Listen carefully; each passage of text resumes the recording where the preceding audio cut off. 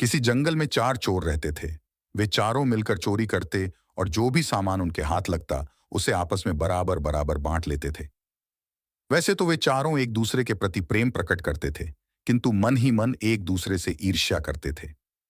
वे चारों अपने मन में यही सोचते थे कि यदि किसी दिन मोटा माल मिल जाए तो वह अपने साथियों को मारकर सारा माल हड़प लेगा। चारों चोर मौके की तलाश में थे, किंतु उन्हें ऐसा मौका अभी तक नहीं मिला था। चारों चोर बहुत ही दुष्ट और स्वार्थी प्रवृत्ति के थे। एक रात चारों चोर चोरी की इच्छा में इधर उधर घूम रहे थे। उन्होंने एक सेठ के घर में सेंध लगाई और घर के अंदर घुसकर सोना चांदी, हीरे जवाहरात, रुपया पैसा सब कुछ लूटकर भाग गए। चारों चोर पुलिस से बचने के लिए 2 दिन तक जंगल में भूखे प्यासे भटकते रहे। सेठ ने चोरी की शिकायत पुलिस में दर्ज करा दी थी।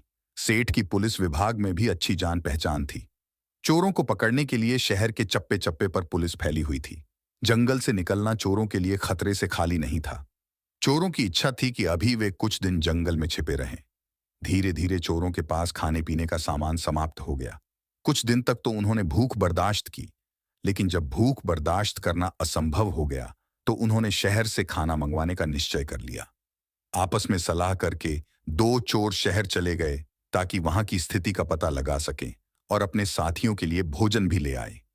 उन्होंने शहर जाकर भरपेट खाना खाया और खूब शराब पी। उसके बाद उन्होंने योजना बनाई कि वे अपने दोनों साथियों को मारकर सारा माल खुद हड़प लेंगे। दोनों ने योजना को अंजाम देने के लिए खाने में जहर मिला दिया और जंगल की ओर लौटने लगे। दोनों चोर अपने अपने मन में यही सोच रहे थे कि खाना खाकर जब वे दोनों मर जाएंगे तो मैं इसे भी मार दूंगा और सारा माल हड़प कर अमीर बन जाऊंगा। उधर जंगल में उन दोनों चोरों ने खाना लेने गए हुए साथियों को मारने की योजना बना ली। वे भी उन्हें मारकर सारा धन हड़प लेना चाहते थे। जब दोनों चोर शहर से खाना लेकर आए तो जंगल में ठहरे हुए चोरों ने अपने साथियों पर हमला कर दिया और उन्हें मौत के घाट उतार दिया।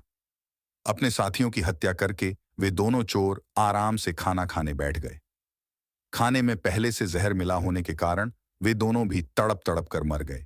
इसलिए कहते हैं कि बुरे का अंत हमेशा बुरा ही होता है। शिक्षा।